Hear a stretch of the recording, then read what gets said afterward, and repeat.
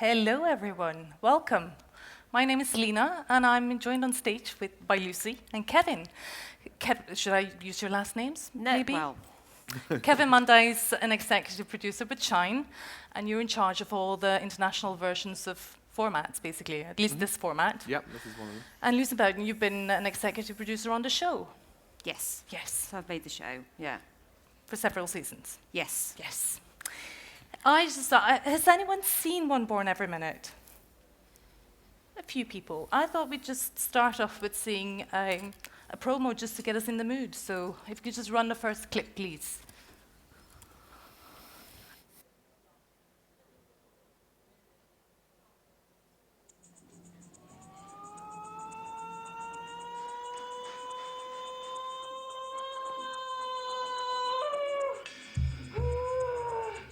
Every minute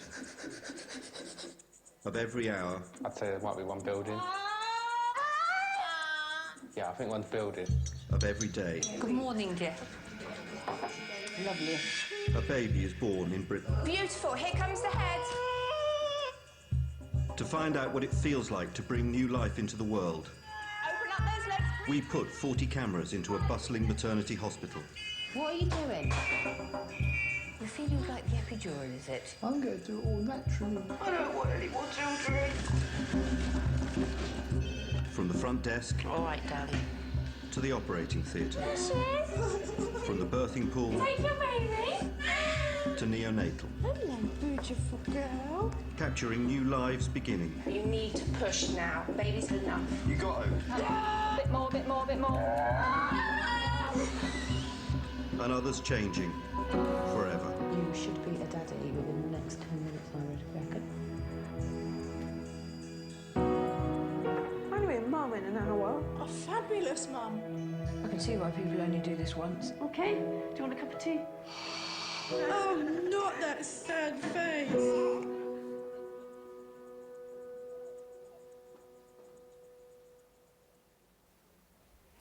Good. I wanted to ask you just first, how did the whole thing come about? Where did it start? What did you want to create? Well, the idea came about because we'd already made one multi-rig program for Channel 4, which was which we born out of this idea that we wanted to sort of take the technology of reality TV and sort of we thought it'd be interesting to put it together with a sort of documentary sensibility and see what you get out of that. And we'd taken that and applied it to a family situation. And so we'd basically installed a family house, lots of cameras, and filmed a family for 8 weeks and made this very successful TV series. And it was really groundbreaking and attracted a lot of attention. And after that, the inevitable question was, what next? And we talked about hospital environment. And actually, it was the channel commissioning editor who said, why not, let's focus on a maternity unit because that's, one of the most sort of exciting and also uplifting places in a hospital.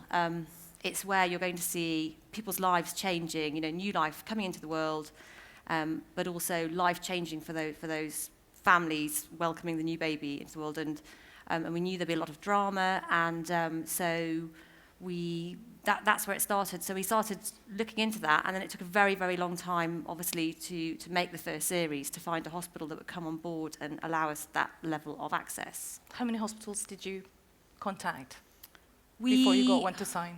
Oh, well, we had a short list because we knew there had to be a hospital of a certain size. I mean, it's probably similar here, but obviously there are really big there are big hospitals and regional hospitals, and we worked out quite quickly we had to go to a very big one, a centre of excellence, and so we narrowed the numbers down that way, and actually there's probably about 50 hospitals in the UK where you could realistically make one born every minute, and we contacted them all. And it was a very slow process of meeting people and talking to them and trying to win their trust. And it was a huge gamble for them because obviously they'd seen the family, but a hospital environment is a very it's a much more challenging one. And so I think so they were sceptical. Yeah, and it took 9 months, and the hospital that eventually agreed to do it, I mean, it's amazing looking back, because they really took a leap of faith, and that was obviously very much down to a very confident and forward-looking head of midwifery who sort of got behind it and then carried everyone along with her. So now the series is we're about to go into the 5th series, and we've moved hospitals a couple of times, and it's been much more straightforward now to find the next hospital. It's still a really big deal, and not all hospitals want to do it, but at least you can say to them, this is what it is. They know what they're getting involved in. So, but actually any hospital that wants to do it and allow that level of access, I think, has to feel very, very confident about their staff and their practice. And actually, a lot of the hospitals that want to do it, they're very proud, and they see it as an opportunity to showcase their work, basically. Because obviously if something bad was to happen during a birth and someone was to be blamed for misconduct, I mean, you'd have all the evidence on tape. I mean, obviously for doctors and midwives, it's really putting themselves out there, having everything they do, every single thing they do is documented on tape. No, it's really, really nerve-wracking. I think it's a very long, it's a long process of talking to them and winning their trust. But we also do have, we draw up, quite strict sort of codes of conduct and guidelines about the relationship with the hospital and about what would happen in that eventuality. So legal work must have been extensive for this. That's all I can imagine. Yes, it is. But there's inevitably there's a point after filming as well where we're editing the programs, and in that time we'll be having a dialogue with the hospitals about things that we filmed. And we're not making an investigative journalism series. It's not a series about let's expose hospital practice. It's a warm celebratory hospital about families and life and relationships. And so we want to have a dialogue with the hospitals all the time about what we're filming, and and with the mums and the dads as well. I mean, we don't go into it looking at it as a legal issue. We go into it as a celebration, as Lucy was saying. And I think one of the examples of how we work with the hospital is, like, the nurses or the midwives have certain rules that they have to adhere to when they're working, and certainly with a mother who's having a baby. For instance, they're not allowed to wear a jacket like this. It has to be a jumper or something. The hair up. So if we see something which is not correct practice, we will then just say to the hospital, oh, she's wearing a jumper, she's forgotten because she's in a panic. We will send that message in. She'll be like, oh, thanks a lot, and we'll take the cardigan off or put her hair back, because that's just life in a busy hospital ward. But we'll communicate that while we're filming. I mean, that's the funny thing about One in a way, is that we're like these we're in the outside broadcast unit, outside, and actually there's 40 cameras in the hospital.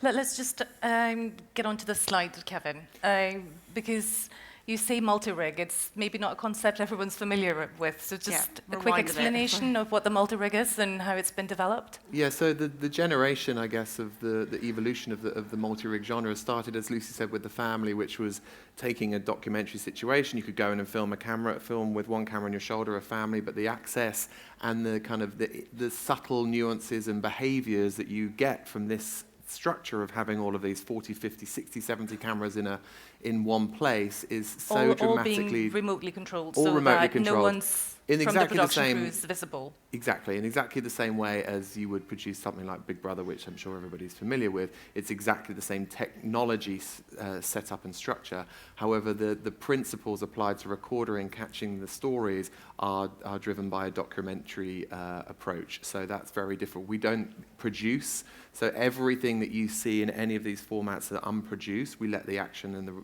reality of what's happening happen, and then we compose the production, the program in the edit. Once so you'd never have someone going and saying, this is taking a bit long, can we make it a bit more exciting? We leave everything in One Born is just as you see. A birth takes 37 hours, it takes 37 hours. We just film and observe as documentary makers. So The Family was the first one of that. We did 3 series I think an African, Indian family, African family, and a white family, and a white British family, yeah. And it was that, you know, that stood out for the broadcaster, really kind of stood out on the schedule. It was dramatically different. Like, what is this? This is access, and we're just watching a family eating their dinner. But it was the dynamic across the table of this crazy family that obviously was cast and researched, and we found these perfect group of people. And then that spawned, and we gave birth to One Born Every Minute, which is our most successful multi-rig, I suppose, because it's now in its 5th series and our 3rd hospital. The hotel is a very quintessential British, I mean, you can take it anywhere, essentially, but the British holiday-making culture is quite ridiculous and very English, if anyone knows of that kind of feel. But it's taken 2 hotels that are in Britain, and we've put cameras in the bedrooms, in reception, by the pool, and we've just captured a snapshot. Guests have agreed to have had their rooms rigged with cameras. Yeah, which is so you see them come in and arrive with their suitcases and kiss and cuddle. It's a very nice and relaxing holiday, yeah. Yeah. And then 24 hours in A&E is we put 70 plus cameras into an emergency ward. So if you're familiar with ER from the US drama, it's very much like that. You see what's happening, but it's the truth about people who are doing these most heroic, amazing things to save people's lives. And we again, it's about the human beings, relationships, and incredible things that the NHS does in Britain to keep people going. And then the most recent multi-rig format was the school, where we went into a school of excellence, where we took over a proportion of a school in a 15 to 16-year-olds kind of about to take their exams and then leave. And we put cameras in and then followed the school's children that had all obviously consented, and followed their stories as they kind of prepared to leave school. So I think at least one series of each of these have been broadcast on channels in Norway. So yes, exactly. Some people have probably seen a selection of them. You've prepared a clip just showing a bit more how the multi-rig works. So if we could just run the next clip, please.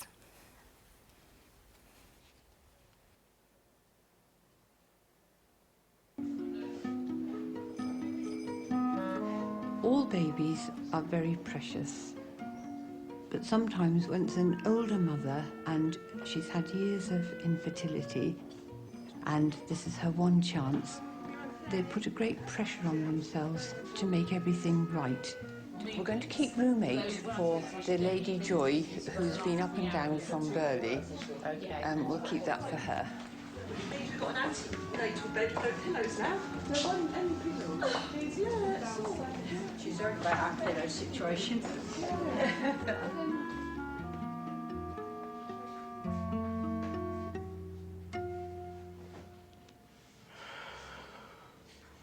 Now, Joy is that girl from the other day, you know, the ongoing induction. You met her the other day. She had a break yesterday, so she's coming down again this morning to repeat the process.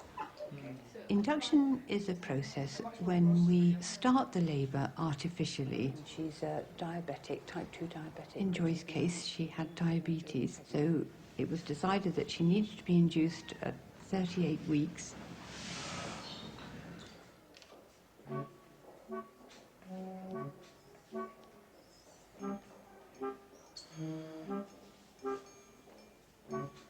What did they tell you?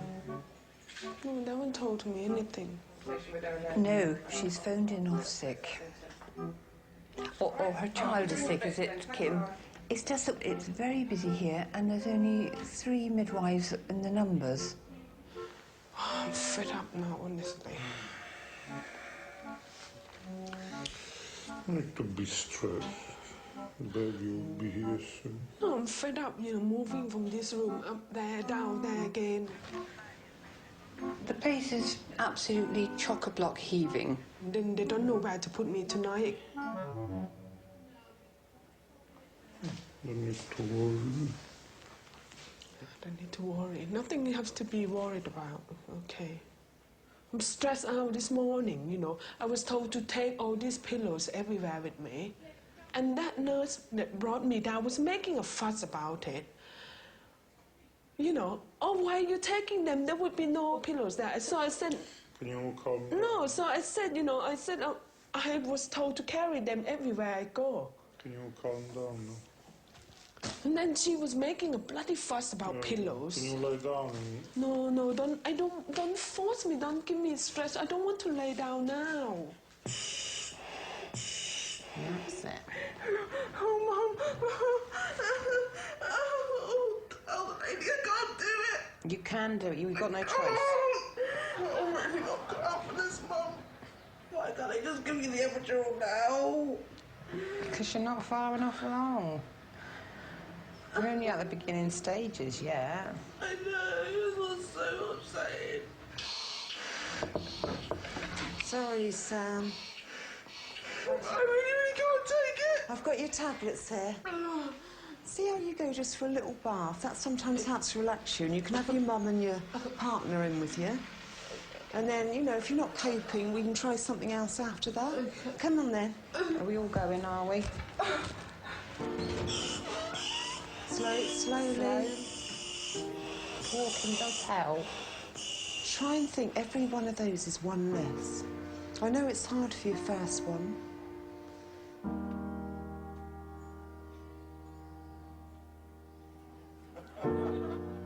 The one that brought me down, she's worried about pillows more than anything else. But it's ridiculous, it's a hospital. Why can't they spend more money on pillows? I expect you to bring your own, maybe. I might as well bring my own bed, my own mattress. Bring my own portable shower as well. Lovely. Can I just take you into my room and see if you can work out why the paper's not running? Yes. The printer's told me, but it isn't. You don't have an option. You've got to stop telling yourself you can't do it, because you're going to have to do it. Just something you've got to deal with. Make yourself stronger. That's the worst. It's getting worse. It will get worse, Sam. It will.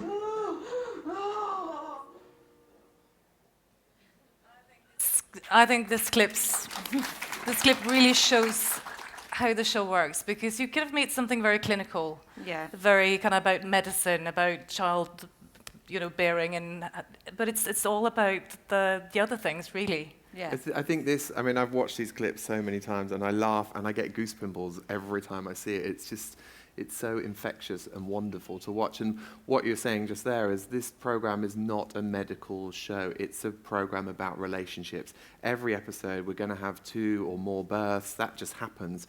But that's the kind of the structure for this storytelling about the kind of the dynamics between a husband and a wife, a mum and a dad, or even the mother-in-law, whoever the third person might be. And I've got another clip to show you, another relationship in a second.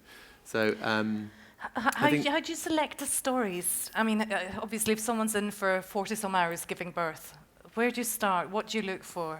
Well, it's a massive job to go through all the footage. I mean, we end up with thousands of hours because we're filming on full streams. Is this something that you do 24 live? hours do you have a day. people sitting watching?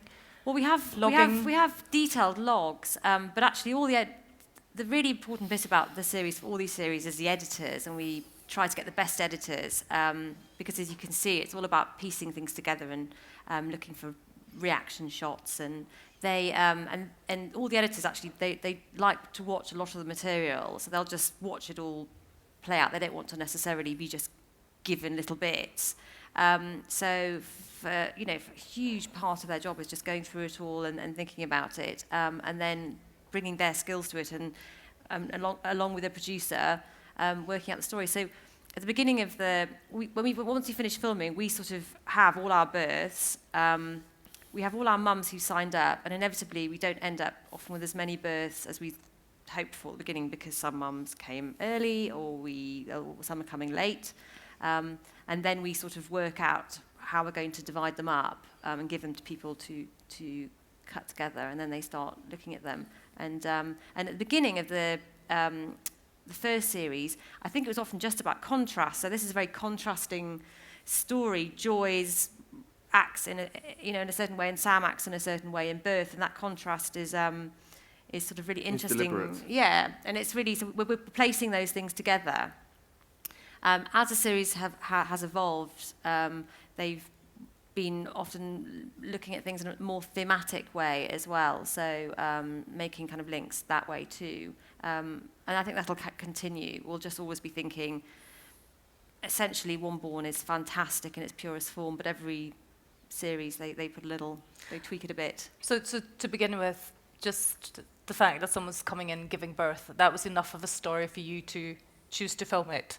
You weren't looking for babies with Down syndrome or really dramatic C-sections. No, nothing like that at all. Because actually, what happened was it's an unusual casting job. One Born every minute, because I think in most TV programs you look for characters and you try to cast in a sort of, you know, very specific way, and we sort of did that a bit. We obviously looked for mums who were giving birth between this time and this time. So in the early days we sort of meet all the mums and think, you know, these couple seems really interesting. But actually what we found was it's birth and it's completely unpredictable. So the people who often we thought would be really interesting, either something happened with their birth, which meant that it didn't play out in that way, or something happened on the day. And people that we sort of possibly thought weren't, you know, might be quieter and introverted and maybe wouldn't give us so much. Actually, something happened either as part of their birth story, or something happened in that room with them, and it became really interesting. So actually, we contact all of the mums who are giving birth in our time period, and so that would be, for example, I think you said maybe 1,000 mothers, yes, you would contact? Which we contact through the hospital, and through lots of other ways we contact them. And then obviously people come forward and say they'd like to be on the show. We talk to them about it. Now they know what the show is. It's really well known in the UK. And then we are really open-minded about who comes on it. Obviously taking advice from the hospital about if they have any sort of concerns about anybody, and also we're always obviously editorially thinking about who's going to be on the show, and we talk to them about their backgrounds and their personal situations, so we're responsible. But in terms of sort of, actually, it's let's just see what will happen, and actually we want a lot of contrast as well. So out of 1,000 mums, how many would say yes typically? We know for the series, and obviously it depends on how many episodes there are, but we obviously would like. Say we make 14 episodes now, we'd feel confident if we had 50 to 60 mums signed up. And I'm thinking, and we normally get about that. I'm thinking, having just been pregnant myself, that you might have this idea about your birthing experience being fantastic and balanced, and you might say yes thinking it's going to be beautiful, and then at one point it goes ugly, doesn't it? And it's not very comfortable, and you lose all your inhibitions because you're in a very kind of raw place. And I would have just assumed that at one point I'd say, like, stop the cameras. I don't really want you to be filming me at this point. So that never happened. Well, when they come into the hospital for the first few minutes, they're like, oh, there's cameras and cameras. But then with the drama of the birth, they very quickly forget. Yeah. And we have a double consent process to protect the mothers and to do duty of care. So we spend a lot of time meeting the mothers, building we interview them before, trust and a positive relationship, so they feel confident that we're not going to do anything that we haven't promised them. And then they agree before they come into the hospital that we can film them, but then we offer them a double consent process, so that we say that we won't broadcast anything, we won't even use you in the program if you say after you've had the baby, you've got home, providing everything's gone well and that you're happy. If you at that point say that you don't want your appearance to be in the program, we will not use you. Even though we filmed you, we will just dispose of those rushes. So does that happen a lot, though, that people no one come has home? ever, after they've come out, ever said Never no. ever? No. Some people do before they come into the hospital. Sometimes they Some change their people mind, they drop get a out. bit anxious, or on the day they're stressed, they say, I don't want you to be filmed, that's fine. But we build in that kind of level of and sometimes when we show the finished programmes to mums and the hospital, there's a bit of a debate about, especially for the hospital, about the way, occasionally, we have quite good, robust debates about the way that we've shown things, and with the mums, sometimes they might have concerns about things, but often they're, which I think anybody who works in TV will relate to, they're often not about the birth, actually. They might just be about something else that was incidental that we didn't necessarily pick up on, which is, people always have anxiety sometimes when they finally see something, but I think they the overwhelming response from the families is, amazement and happiness and oh, I've forgotten, and actually, well, you did that, and you were there. Because that's what they get out of it. They get a little DVD. Well, if they're in the program, they're not being paid. No, not being paid. No, so if they're in the program, they're in the series. But some of the bursts we film don't make it into the series, and they disappointed the families then. People we say to them at the beginning, there's a chance that you might not be in the series, and sometimes people might know quite quickly they're not, because they know that something happened with their birth, that everything was over very quickly, and we just didn't. There's not enough to it just to make a work. story. Yeah. So we have a lot of contact with the mums, all the way before, during and after, and so there's never sort of any big surprises, and people have always taken that news very well, and they always get a very well cut, edited birth DVD, so it's like having a lovely video of your wedding in a way. I mean, obviously not, but something to show at family parties. I don't know. Let's all sit around and watch this. Right. But I suppose that's part of the draw for people. If being in the series is they want a sort of beautiful memory of that, or a memory of that moment, and if they can't be in the series, they get the DVD, and people are I think they're really pleased about that. So I think the series people have quite a gut reaction to it. I think now it's so well known that if mums want to be in it, they want to be in it, don't they? And if they don't want to be in it, they don't want to be in it. So we don't have to persuade people. I just think you've done a really, really good job of being balanced, because some of the dads are, less than sympathetic, and you could have maybe made him more into caricatures, do you know what I mean? But you kind of keep it balanced. It's you believe that these families are real and that their stories are real. We tell them the story as it is, as it appears. And but I mean, it's still edited. You do edit. We do edit. Obviously, the comedy and the British humour. End up feeling, being wrongly edited, but we don't want to. It's not a cruel program, and it's not. We don't want to sort of expose people. Reality. And actually, sometimes I might watch something and think, yes, a dad isn't. I would be like, you can't behave like that if that was my partner. But actually, when the families watch it together, they might laugh and think, oh, look, you're doing that really annoying thing where you're not even paying attention, you're on your phone, I mean, they just might not see it in that way. So I think you bring your own. You've selected prejudices to it, Kevin, actually, that kind of shows the family that's maybe not your typical family when it comes to the relationship that they have.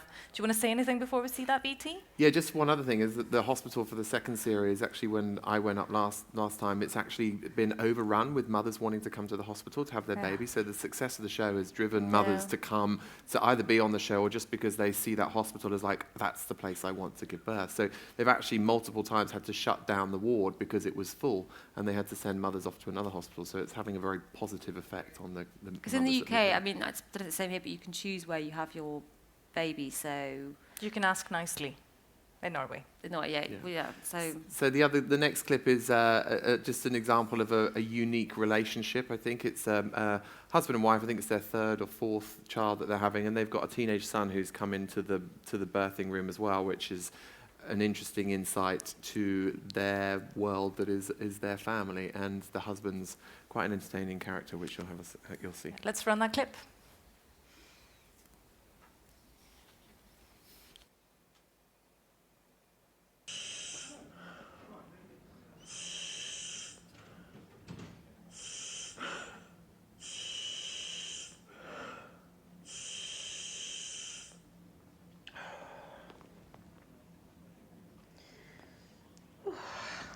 I'm going to do it all naturally. No, I never said that. I said I haven't got a birth plan and I'll do whatever I need to do. After we had our youngest one, Steve had a vasectomy. So that was a little trip up to the hospital, having it reversed. Fingers crossed that'll work. No, still didn't fall pregnant. And I think we got to about a year? And we actually went to see the GP. Had some blood hormone tests done, and it was found that I had a polyp. Went in, had that removed. Thinking, right, that's it, I'm going to fall pregnant now. Every month you're there waiting, still not pregnant. And I'd said to Steve, can we just have one shot at IVF? I know money's tight, but I'll kick myself if I don't do it.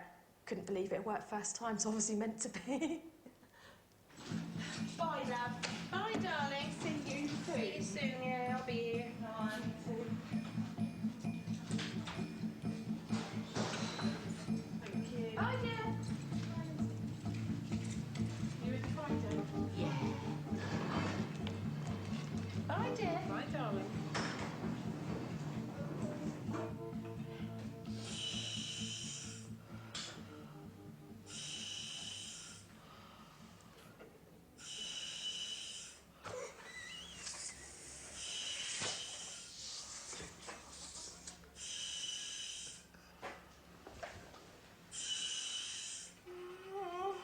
That hurts.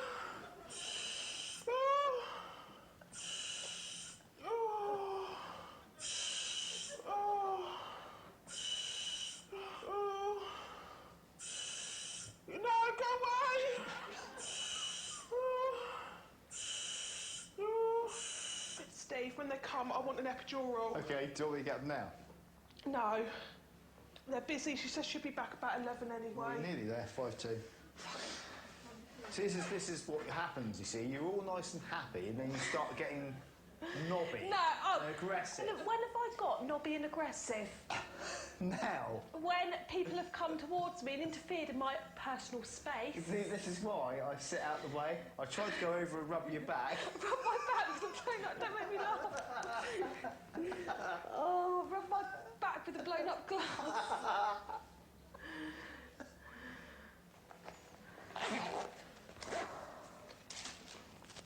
Liam, do you think your father's horrible to me? Oh.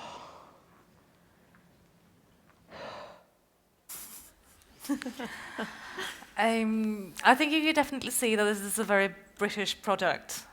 I mean, the humour, the kind of the pacing of it. It's you dwell on situations and moments and glances, and it's not your very kind of high-speed reality type thing. No, I mean, this was Channel 4's creation, and Channel 4 is very cutting edge and pushes boundaries and has a very edgy style. So this program certainly delivers to that, and I think that takes, as with the Hotel and the other formats as well, it actually kind of hits the spot of British comedy and warmth and storytelling that we're very used to and we enjoy. So, but it's been made several different places, hasn't it? Yeah, so we've had obviously multiple attractions in the UK, US, France, it's for doing very well, Spain, Sweden, Israel, Slovakia, Germany, and actually Germany spelt wrong, I just seen there. It's been very, very successful, and each individual production has had, as you said, its own requirements from the broadcaster in that territory. For instance, in France, it was skewed for a slightly more youth audience, so they kind of put the backdrops of the interviews were very neutral in the UK. They were black and plain, but in France, they kind of put, baby items a bit kind of like in the Big Brother style, where there was a dressing behind them to make it more reachable, and it's had a slightly faster pace. And in the US, which I'll show you a clip of, it was done, the audience there was for a cable channel, so they wanted it to be much more fast-paced, very much in the ER style, and it had a different approach where they had Jamie Lee Curtis doing the voiceover, so it was narrative-driven, and it had multiple bursts, more than the two that we followed that are intercut throughout the 1-hour episode. In the US, there was multiple bursts, and it was a much kind of faster pace. So if we have a look at the US one, I think you'll be able to see the difference between the two.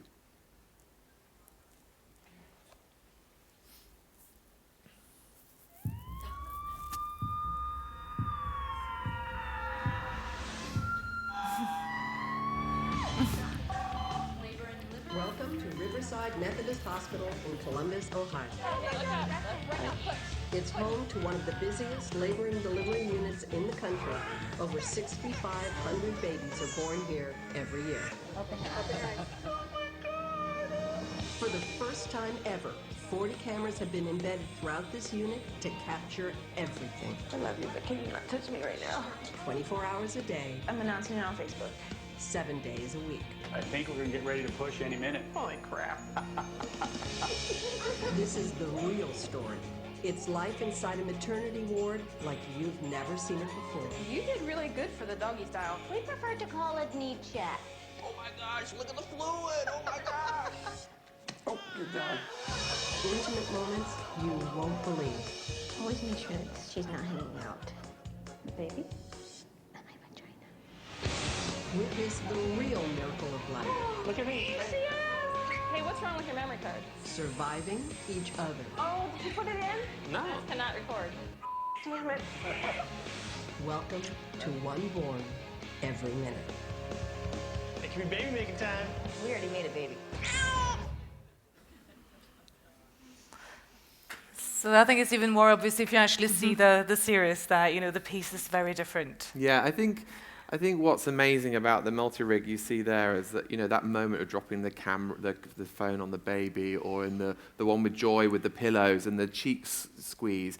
That's the kind of stuff that you would miss. If someone's in there with a camera, you would not get that. This is what this format or this way of filming these stories is so amazing at. You get the little moments that happen that would just be lost. And very private moments as well, just Yeah, very kind of subtle, Yeah. small glances between people. And the flow of any story, if it continues out into the midwife's mean, we can follow that on the cameras and take it and as it happens and keep a view of what is going on in that full picture of that story as opposed to just the one moment. So it's much more like watching drama, isn't basically, because you're in lots of different places at the same time, and I think often when you're watching a traditionally filmed documentary, you're very much reminded at times that you are seeing things from this point of view of one person, and that's obviously got its own place in documentary making. But this is it's much more of this sort of overview and sort of anonymous feel. Feels more neutral. Yeah, it just feels more neutral. It's quite interesting how the different countries, for my job, it's fascinating because every time we work with a new territory, everybody has a different way in a different country to have their baby. So in France, for instance, you come into the hospital, you have your baby, and then you stay in for a week. So you have your room, the baby at night is taken upstairs to a room where it's looked after by midwives, so the mother gets to sleep for 7 days or whatever, full 8-9 hours, which I'm sure you haven't had for a long time. And then they have parties in the room. They might bring in food and the family come, and on the third night they have a big party. And in Spain, if you look at the next one, there was quite an unusual system. So when the mother arrived at the hospital, she would come into a kind of a labour ward where she would be sat beside other mothers. And then at a certain point where they felt that she was ready to deliver the baby and push, she would then proceed down the corridor following the pink arrows into her delivery room, which was very medical, just in case there was an emergency. At which point the father was allowed to join her. He was not allowed to come here. He would then be sent for and would come down the father's corridor and only enter in from the top in his own entrance. So it was a very unique, and then I think they would leave together. So each country has a very different style and approach medically to having And I children. suppose that must always be difficult when you're working on a format, because you want to kind of retain that original feel of the format, but then you come to a different place and they do it in a different way. And as you said, the broadcaster will have a different expectation. And I'm thinking nudity as well, and it's probably... Nudity varies. Israel, Yeah, are they how much all you for show? showing? Well, in the UK, in the first series, we were very respectful of the actual, the vagina and where the woman was giving birth and seeing the baby come out. But as we grew confident, series 3, I think, kind of introduced much more, visual shots that were shocking. And yet when you watch them and see them, they're not, because it's just in the context of labour. And this programme handles it in a way that you can actually watch it. But certainly, I think first series, you generally are a little bit more cautious with what you're seeing. I'm afraid we're running out of time, but we've got one more clip. Yeah. And it's that same family that we just saw, the mum and the dad and the teenage son. Mm-hmm. And it's time.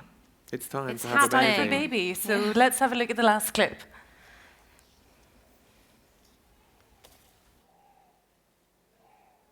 Come on, Tracy, you need to do this. Little pushes.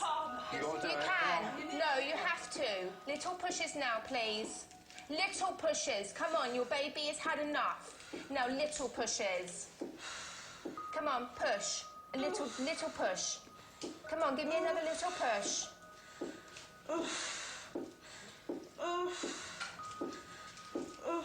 Come on. You got to.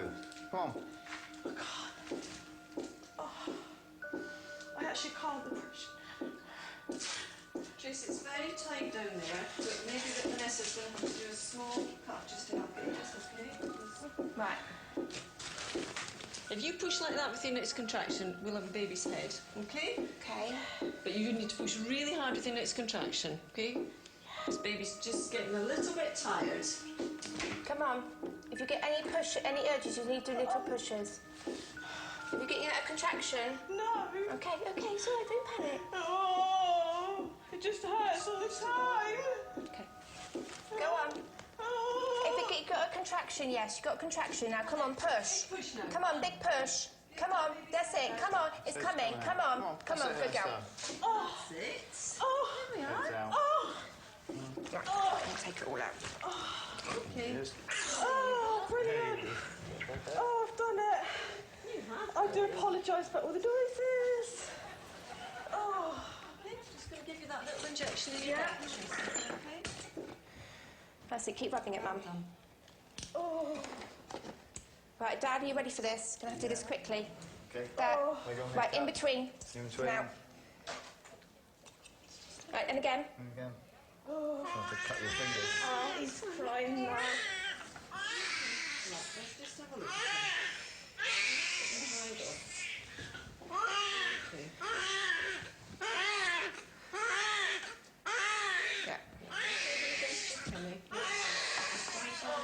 Finley.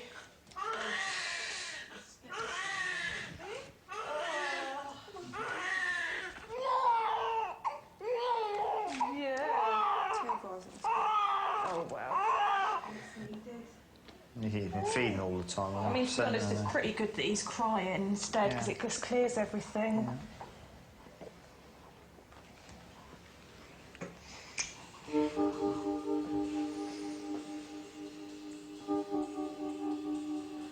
So apparently police spend more time doing paperwork than you actually do.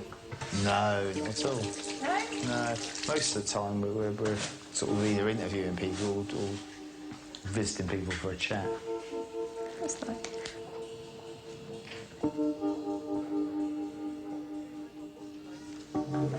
Guys, good job my baby's not in here now as well. I'll be overrun by babies.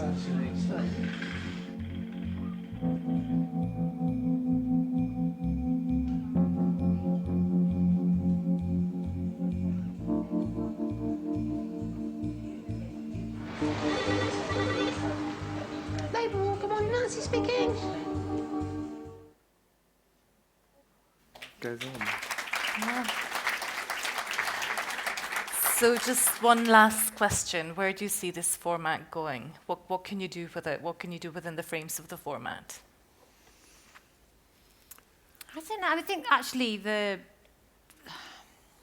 I think, like I say, every time they... do you mean One Born specifically, or do you mean actually where can we... One Born, I was thinking I mean, we've about. had spin-off shows from this, Yeah. so we've actually done What Happened Next. So we followed the mothers as they left for the 12 months after the birth, and we've had extended programming on spin-off channels. And we've done obese mothers. We did a program about obese mothers giving birth. We did a program about twins, was Multi-births, it? Multi-births, and one other... So we sort of do One Born at Christmas as well. We put the same setup into a hospital on Christmas Day, so it was a live broadcast of mothers giving birth on Christmas Day with like catch-ups from other mothers that had been there previously. But I think that we do, like I say, every single series, people want to tweak it a bit, but actually it's really successful, and I think people love it in the form that it's in. So I don't think anyone wants to mess around with it too much, because a lot of TV now has a lot of voiceover and, like you say, feels very produced, and One Born still doesn't. You know, it feels very pure, and I think that's sort of the success of it. Mm-hmm. Well, good luck. Keep on making it. Thank I you. don't know if we've got time for questions at all. I think we might be running out of time. Out of time.